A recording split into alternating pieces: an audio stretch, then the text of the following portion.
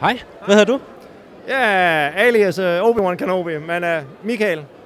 Hej Michael. Nej. Hvad har bragt dig her til i dag?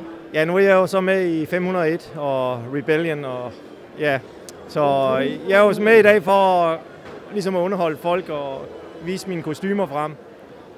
Og sprede det gode budskab om jer? Ja, lige nøjagtigt. Virkelig vise, hvem vi er. Ja. Så. Det er da dejligt. Hvad regner I med at få ud af dagen så? Ja, forhåbentlig måske nogle kommende medlemmer har vi ligesom kunne spotte rundt omkring, der har været klædt ud også, som vi har taget fat i, og ellers så samler vi jo lidt penge ind rundt omkring til forskellige gøremål. Ja, velgørende formål, lige nok, ja. Så. Ja, jamen, der er jo helt ned i en lille alder, kan vi se herude, så der er rigtig mange, og det er jo dejligt at se, at både børnene også tager det med, og kommer udklædt og går op i det, og det kan være, det kommende medlemmer, det må vi jo se. Ja. Og så må man da håbe, det kan smitte af på de voksne. Der er ikke mange voksne udklædte. Der er ved et par stykker, men det er okay. Det er fint nok, så hvad skal være lidt nørdet? Det må man sige. Hvad var din første oplevelse med Star Wars?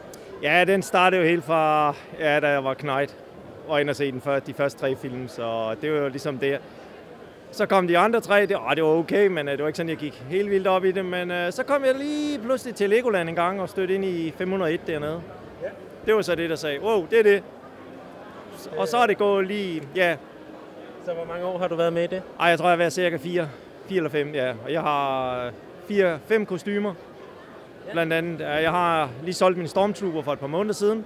Ja. Så har jeg en Vader, jeg har Obi-Wan Kenobi og en X-Wing-dragt. Fantastisk. Ja. Hvor vil du anbefale, at nye skulle starte henne, hvis de skulle starte med Star Wars? Vil det være 1'eren, eller 4'eren, eller 7'eren for eksempel? Jamen, jeg er jo helt til de tre første film, det må jeg indrømme. Det er det, jeg er ligesom med på.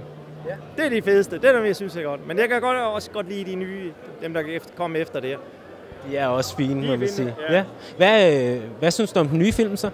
Jo, jeg vil sige, på en skala til 1 til 10, ja, så vil jeg give den en 8. Der er i hvert fald nogle ting, der hænger lidt hist og pist, men sådan er det jo. Man kan vel aldrig gøre en fan tilfreds. Nej, det kan jeg aldrig. Men jeg har store forventninger til den nye kommende film, Rogue One, så ja. Jamen, tak for din tid, det var så og en rigtig god dag. Ja, tak skal du have. Hej igen. Så må jeg tage et interview med ham der. Han må kun gøre sådan, ja og nej.